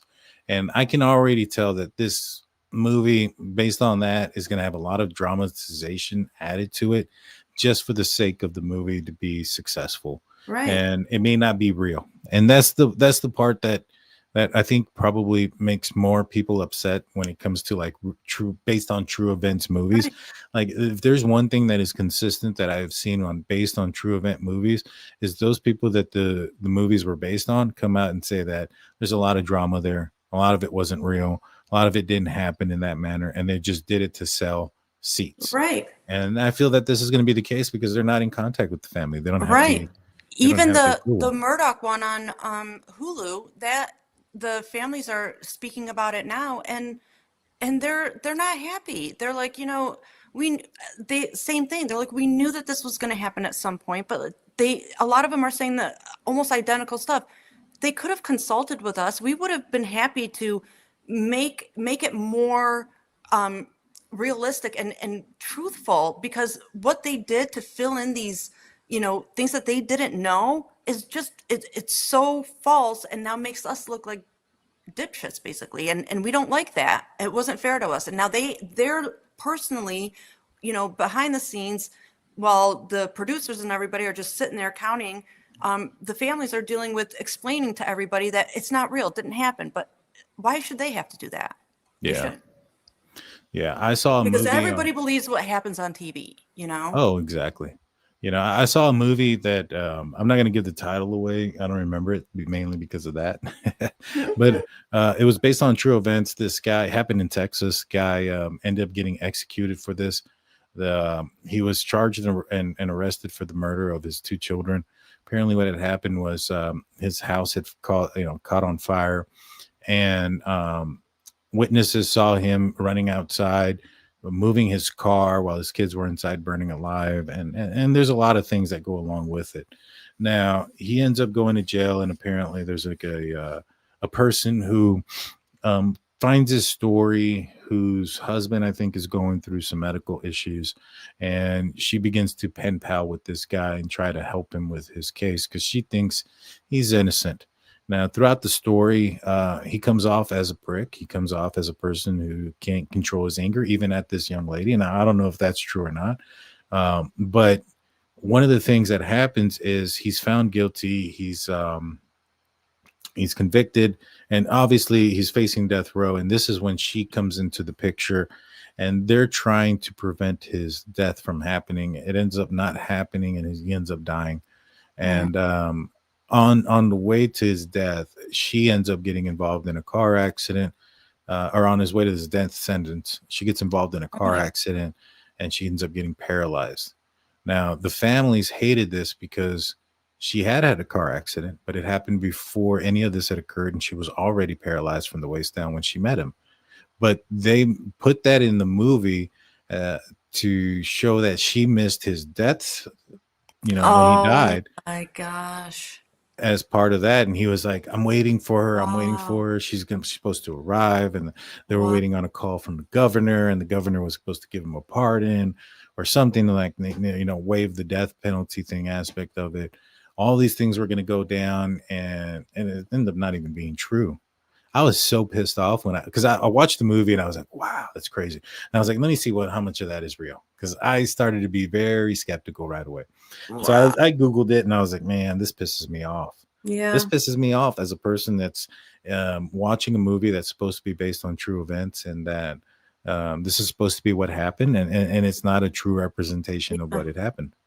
And it's all for that, capturing the audience kind of thing. And, it's just, and for what, I mean, that's such a big thing for that person and what happened in their life, and to manipulate the truth of that is just not fair, No. For what? For ratings?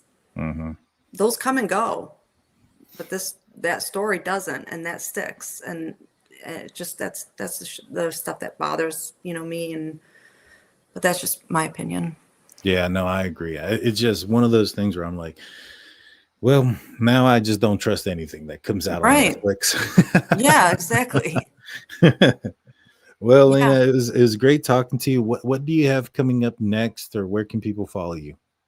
Well, just on TikTok and on Facebook, and I'm just still, doing the same stuff that I was doing before, same. We've slowed down a lot since the sentencing and plea and all of that. And honestly, I've just been catching up on neglecting my family for a long time, and, all of that. So, and, I've just been doing my own thing, just catching up on everything and, all of that. Well, it was great to talk to you. As Gene says that we make a great team together. I appreciate you coming on. It was awesome talking to you. We got to do this again. And I love to be on. Have me on whenever you have a topic or anything. I love to chat. Yeah, here recently, there's been some news that are breaking in the Summer Wells disappearance. I've been talking. I know. And then there's that little boy in Idaho. I can't remember his name right now, but there's that new discovery. That like these neighbors just kidnapped him because they wanted to sell him for $10,000. I think they called him Monkey, right? Mm-hmm. Yeah, and Vaughn, I think, is the last name. Yes, that one. That insane. And then I've been covering Jack and Lily Sullivan disappearance. Oh yeah, I'm following that too. That is insane. What do you think happened? I think it's in the land behind that one guy's house. I think his name is Vic Martin or something. Jack and Lily Sullivan. I'm not familiar with the Vic Martin. Jack and Lily is the one in Canada. Yeah. Yeah. He's posted, and he keeps saying like nobody's listening to me, and he said he's contacted police, and he said his dog keeps finding this one area, and he's like, nobody will listen to me. I'm telling you, I have all this land behind my house. They keep going there when nobody's around. It's behind my house. Something's going on there, and nobody pays attention to his posts. I don't know if that's exactly his name, but it starts with a V and the last name starts with an M. If you have that, I haven't seen that. Send me that. Yeah, I'll look it up. Because I'll be honest, I'm all about truth, right? Me, I've been looking at this case through the lens of law enforcement and how they look at it, and they've all but said that they've cleared Daniel and Malaya, the parents. Mm-hmm. But Daniel, his name is Hartel or something like that. Martel. Okay, yeah. Yeah. I had a conversation with Daniel today, and some things came out that make me uncomfortable. I'll put it that way. Some things came out that made me uncomfortable. But at the end of the day, it's not, he's open about it. He's been open about it this entire time. It has to do with drug use. and he's been open with law enforcement about it, and law enforcement knows about what he's done in the past. It's more of it seemed like it was a past situation that was a long time ago. But after what I talked to him and found out today, it seems like it was much more recent. Now, not necessarily happening during the time of the disappearance, but not necessarily years ago either. And so I was like, oh, I don't like this, man. Like, I was but law enforcement are aware of it. They have checked into it. They've looked into it, and they come out and say that they don't believe that Malaya and Daniel committed any criminal offense. Now, the one thing about it is that is undeniable is that there are a cluster of boot prints that matched the little girl's boot prints about 2.5 kilometers away off the pipeline. Yeah. In the middle of nowhere. Right. Those don't just show up out of nowhere. There were mud around it. It's not like if somebody planted it, they would have had to have floated to that area to plant the boot prints. Right. And so, that is so when I first started covering Bryan Kohberger, my undeniable fact was the fact that he had his phone turned off during the murders. So I was not skeptical, but I was like, all right, I'm going to, I don't jump to conclusions. I try not to, at least. And so even when Bryan Kohberger got arrested, and a lot of people will probably attest to this, I wasn't 100% sure that Bryan Kohberger was the guy. It took me some time and, the evidence and everything else. Yeah. Same But you token, have certain things that you latch onto, and you're like, all right, but I can't forget about this. Like, this is just significant to me. Yeah. So I would look at it and people would say, well, his phone turned off or he lost service. And this is before we found out that he had physically turned his phone off and stuff. Right.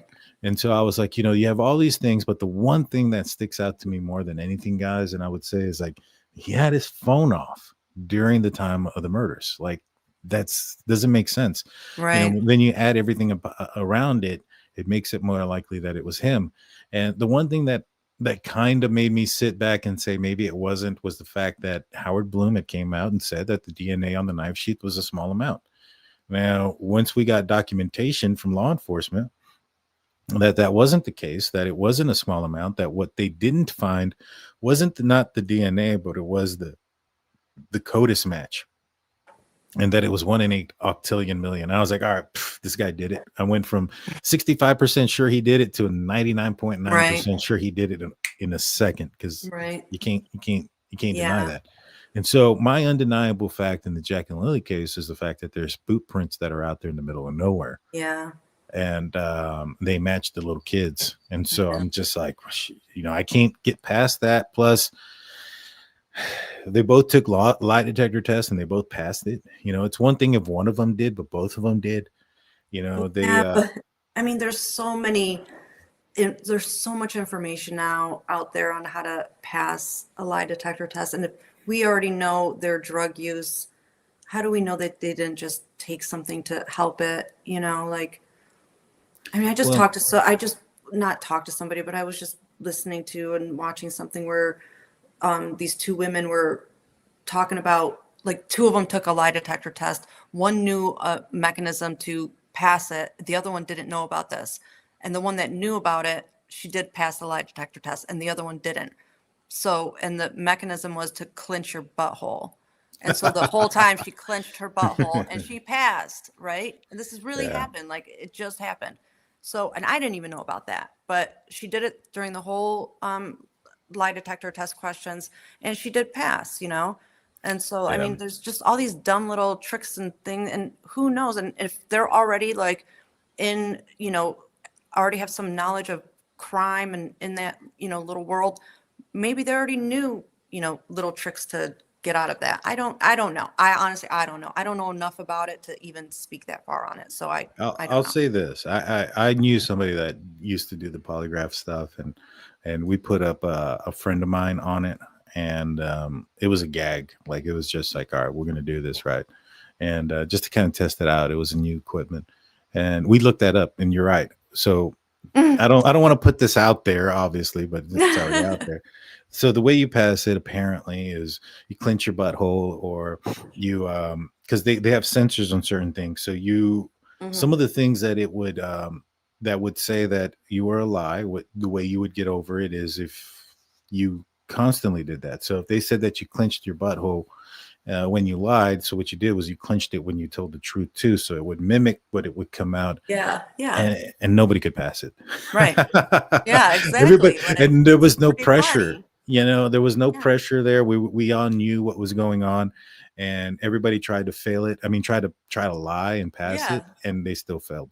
So You guys were manipulating it. well, we were trying to, Yeah. well, at least my friend was. They were trying to see if they could do it, and they wanted to see if they could pass the lie detector test. And we looked up all these things and stuff like that, and they couldn't. That doesn't mean that somebody else can't. It just means that me and my two buddies that were trying to do this, and this was also 2006. Yeah. So almost 20 years ago. So amount. technology and things have probably changed since then. Yeah, exactly. And I mean, they can take Xanax, they can, take all sorts of stuff.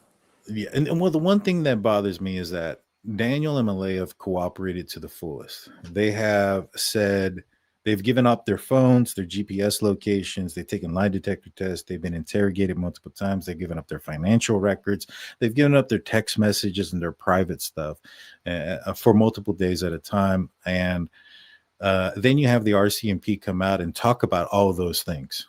The RCMP said, hey, we looked at their financial records. We looked at this. We looked at that. I have never seen a law enforcement agency ever disclose so much information about an investigation before they arrest someone. But have you followed a lot of cases in Canada? I've not followed a lot of cases in Canada, but I have asked if there is cases from those that do follow in Canada, if there is cases that we have seen where law enforcement have said, this is what we've done. Because here's the thing.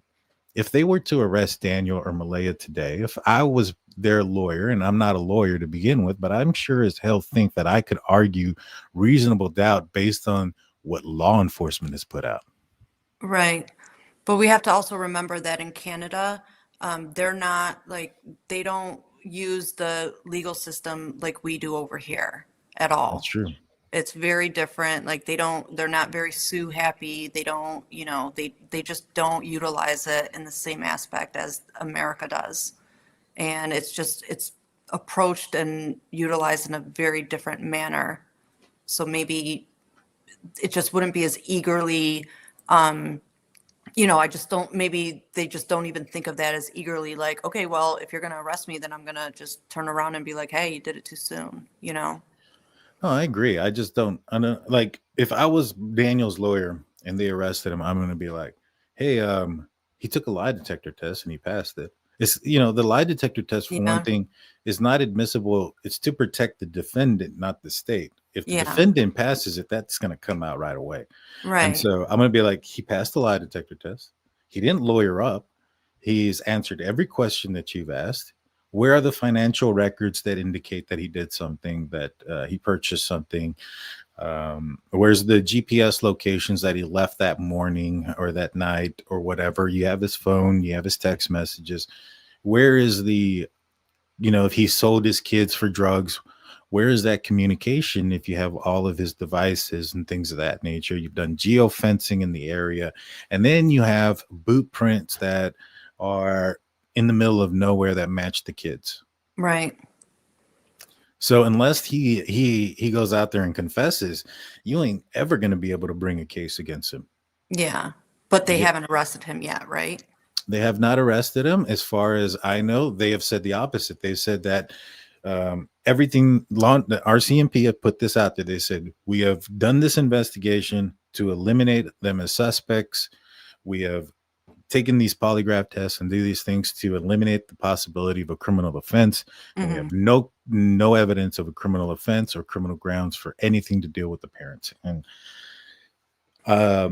with the amount of cooperation, you look at some of these other cases like Emmanuel Haro, who didn't have a body, or you look at even like Ashley Buzzard, who's not cooperative and things of that nature with her kids. And you look at this case with Daniel and Malaya, and the behavior aspect of what they're doing is completely different. Right. It's more indicative of somebody who is innocent, even though they may not have the cleanest background. Right. You know what I'm saying? And so, So then what do you think happened to the kids? oh, I think they wandered off. You know, And they were thing autistic. happened tragically? I think they wandered off. I think they got further away than what the search crew was out there to look, you know. And it's super dense out there, you know. Even the search crew that went out there, Amy Hansen, she came out saying that she believes that they're out there, that they either just didn't find them or they got out of the search perimeter. They just went further. Yeah. That's my opinion. Is, I mean, you got a blanket that is in one direction, and if you continue to travel that direction, there's the footprints. Yeah, that makes sense. You know, now, if somebody wants to argue that the parents were neglectful, that they should have been watching their kids, I can't argue against that. You Right. know? I can't. Right. But you know, some of these folks that say, "Oh, they sold them, they killed them and did something to the bodies," or whatever the case may be, the amount of searches that have been at that house, the amount of cooperation, and you also have to know who you're talking to. These are guys that are from a rural area in rural Canada who don't have an education and things. Yeah. They don't come off as the Bryan Kohberger mastermind that can fool law enforcement. Right. So And if they sold them, and if they're that, you know, if they're come from poverty and all that, eventually there will be some evidence of, you know, them walking into some money somewhere, you know. that, and or I mean, like, because I think somebody said that there's a situation where they owed money. This is the theory. They owed money, and so they gave. It's not like they're going to come up with money because they owed money, and so they gave the kids to pay off the debt, and so that there's not money coming in. Oh, I see. So, okay. So No, nobody's coming after them anymore. right, so that nobody comes after them, and you're not going to see a trace of money because it was money that was already owed. I mean, it sounds like an idea, but Yeah. I don't know. I don't know. I mean, typically when you have a situation like that, you usually have people saying, like, you know, you have text messages and Yeah, you have and- these things are like, "Where's my money? You owe Right. me money." You know, Somebody I will mean, speak on it. Like, yeah, I heard about that, or he's been worried about that, or I've seen, you know, something, but maybe Yeah. it's just been too soon. We haven't heard about all of it yet. It's just, yeah, I don't know. yeah, and like I think it's different than Summer Wells. I think it's very different. Well, Oh, here's the thing with Summer Wells. Have you seen what recently happened? I don't know. Was it to do with that red truck? Is that it? Yeah, there was a search about 10 miles Yeah. away. So I just started looking into it. Now, apparently, according to the mom, she passed the lie detector test. Now, law enforcement, TBI, hasn't come out and said that themselves. So that's the different thing right there. RCMP mean, have come out and know defended. Candace, and I mean, Well, here's the thing, I right? can see her passing a lie detector test. Trust me. I've seen her walking with her eyes closed and like still being able to put, you know, she's pretty lucid. So here's the thing that kind of sits out a little bit to me right now. Parents have a bunch of red flags. I wonder if they are associated with people who may do something if the opportunity arises. And so I strongly suspect whatever happened this summer happened at the hands of somebody who knows where that house is. Like, it is impossible for somebody to have driven up into that house and not known it was there. So Don was apparently at work or somewhere else. Now, you and I or anybody else may not be able to confirm where exactly he was, but if he turned over his phone and law enforcement have it and were able to pull out the information of that phone, they know where he was at.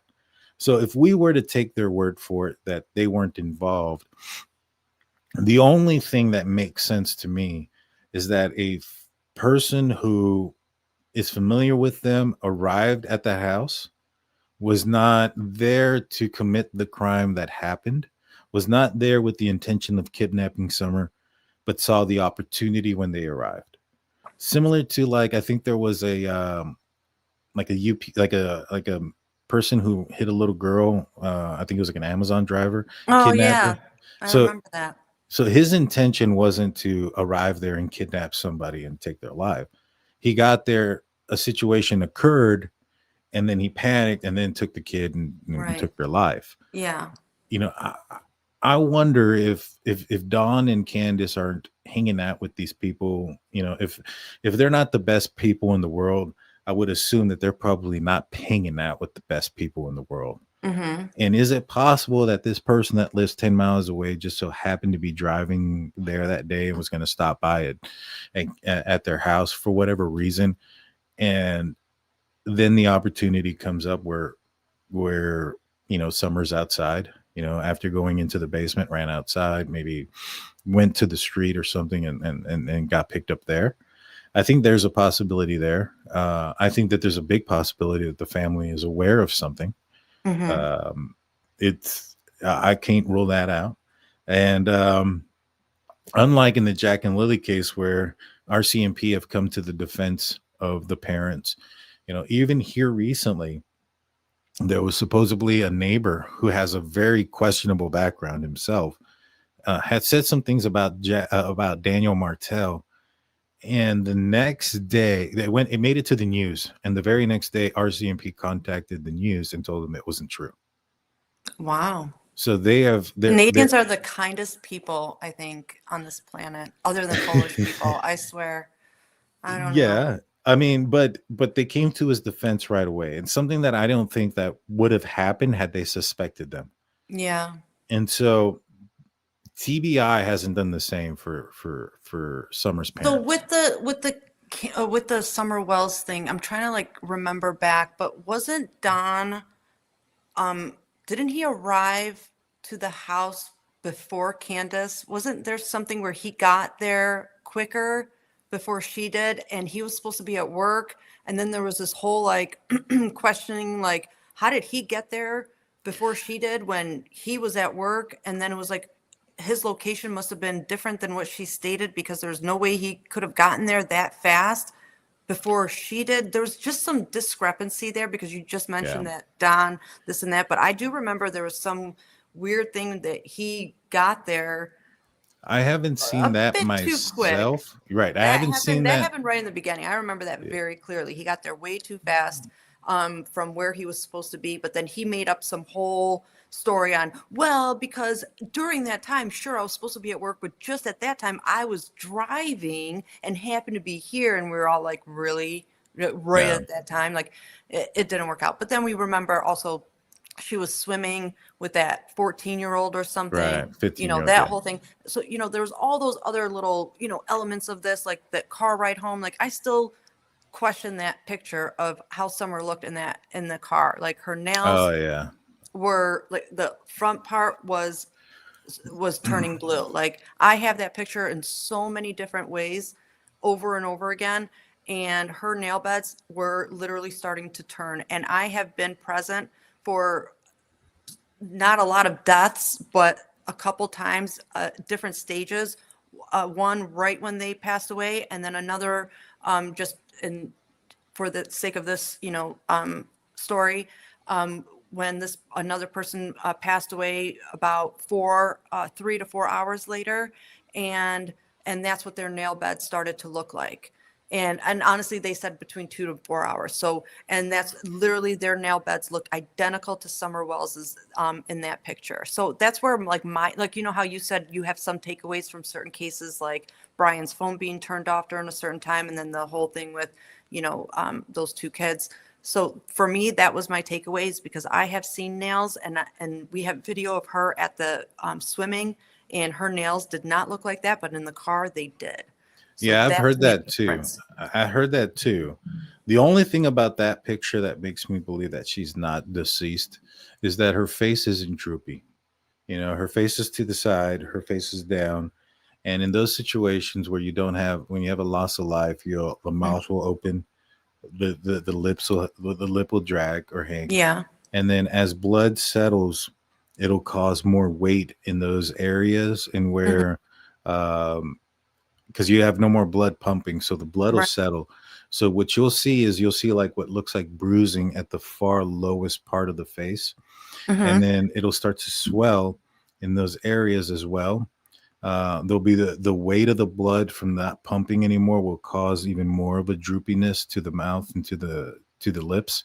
Mm-hmm. And so I didn't see that, but it doesn't mean that it's not there. You definitely bring a really good point about the nails. So I can't remember exactly how it was now, but there was like milk over here. Yeah, there was some milk. And so she was like against the milk. Leaning up against it. And you can see an indentation on her head somehow, almost like, and she's pushed against the milk, and then her hands are kind of like, but there is a bump like right here somewhere. Yeah, no, there is. With the milk, and then around here, but she's very fair skinned, but again, we don't know. I mean, from the other pictures, she just looks to be fair skinned, but around here, you can see a little bluish, but then again, I will be honest, to me, it just looks like she has like veins over here. Yeah. And that's just like how, it's just her disposition of her face. And I never thought it was pooling at all. I really just thought it's just what she looked like. So I do understand what you mean by that, but I did not see any of that. And then with the drooping and all that, I don't know how significant that is in children because they still have much more, muscle tone and that beautiful plumpy skin. So yeah, but that wouldn't stop the jaw from opening. No, it wouldn't. And so like But that's the part. Sure. Yeah, that's the only part of that and also I would like to see the video because from everything that I've seen, it's just a screenshot. A video, they have a video of it. Apparently, because what I've read was that it was a screenshot of the video. And so my assumption is if there is a video, you probably should be able to determine if she's breathing or not. Oh yeah, there was a video. Yes. Yeah. And we did. I remember seeing the video in the beginning, and then I don't know if it got pulled or what happened, but there was a video in the beginning. Yeah, absolutely. Yeah. And so I haven't seen it. I've looked for it. All I've seen is screenshots. Right when it happened, I remember all of that. I mean, I followed that case like. Okay, yeah, Chloe says she saw the video too. Yeah, if you guys see it, please email it to me or send it to me because I haven't seen the video. I would love to. Like, I'm barely looking into it.